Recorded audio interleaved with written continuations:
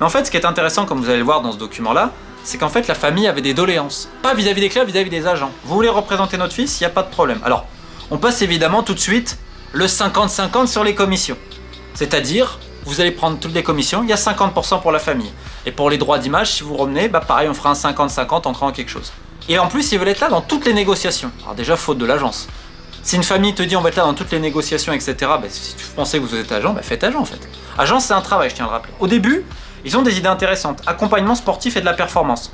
Donc ils veulent en gros que l'agence qui va signer avec le joueur lui mette un préparateur physique, un analyste vidéo, un nutritionniste, etc.